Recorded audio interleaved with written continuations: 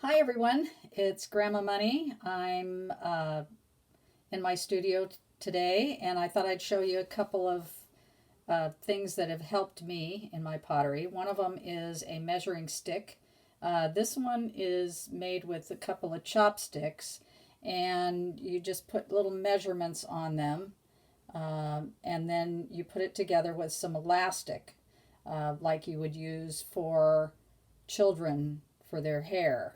They're just little tiny elastics, and you put them on there, and you can move it back and forth however you need it to be, and that's a really simple tool. The other thing is, I, for the time that I've been doing pottery and making things with clay, I've used these normal cutting tools for cutting the clay off the wheel or off the clay itself. And usually, if it's a smaller piece, you have to wrap it around your hand. And when you pull, sometimes it hurts right here when you're pulling. It just really causes pain and an indentation and everything. And I didn't like that. It just was not fun. So I happened to find these at the local store, local clay store.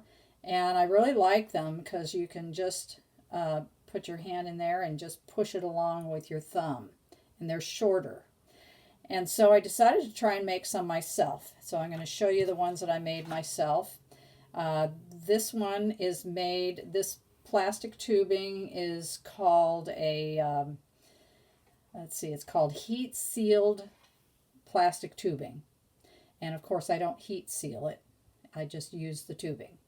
And then I use some wire from Michael's, just some little bit thinner wire than what has been used on those cutting tools, which I find works better anyhow. And then right today I'm just going to use some little bigger tubing. It doesn't really matter which kind of tubing you use. And then some crimping beads. So these are usually used for making jewelry. So I take two of those crimping beads and I put them on the wire here. And then I'm going to put them through the tubing so that so it comes out the other end, of course. And you got to hang on to those beads because this tubing is big and it'll just go right into the tubing. Then I take the open end and I put it through the beads.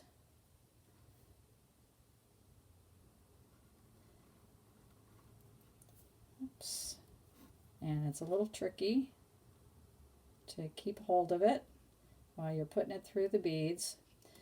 You put it through both beads, and then what I've done is I take and I put it back through the bead that's closest to the tubing. So I'm putting it back through the one that's closest to the tubing. And then I tighten that up so that the beads are close together. And so it's good and tight like this. Once I have it tight and close to the tubing like this, and the end is coming out here, I crimp it with my little pliers here. I crimp each bead, and sometimes they don't go perfectly straight down, and so you have to kind of do them sideways as well to make them cover the whole wire. So I've got that good and tight. Now I can just trim this piece off, but I'm going to do the other end first. So then I'll measure out however long I want it to be. I'm usually doing about 8 or 9 inches, and then the amount that I need for the tubing.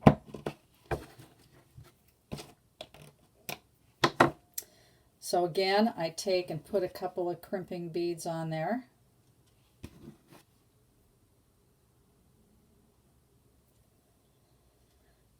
And put them through the tubing again.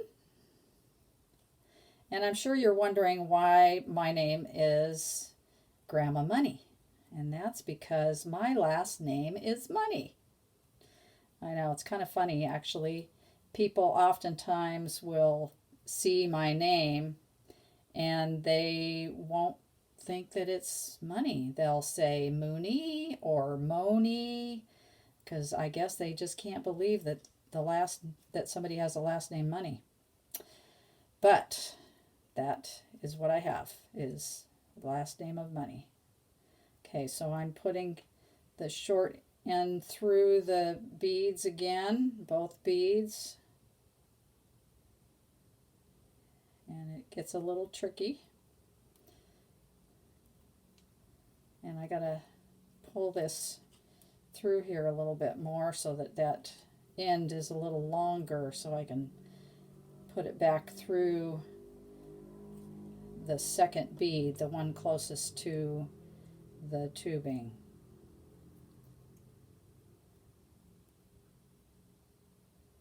And as you get older, you can't see as well, so it takes a little longer. Okay, so once I have those together, then I can take the longer end and pull it tight so that they're pulling together here again. And all I need to do is crimp that down, and I'll have myself a new little wire for cutting that doesn't hurt my hands, because I really hated it when it was squishing my hand and making a big long mark in it, and it was just not fun. Especially with something that was a little bit dry, it would be really hard to pull it through, and so that would really make a mark on my hand. Alright, so I've got it good and tight there. I'm just going to trim off this little piece of wire.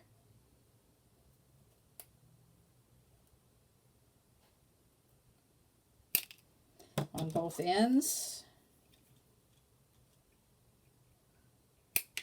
And now I've got my cutter. And it actually, this bigger tubing is kind of nice also. So it works just fine with either one. So that's my tip for today. Please like and share and,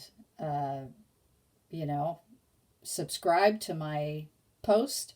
Help other people to learn these things. And that's what my objective is to help other people learning that are new and learning at their home. So have a great day.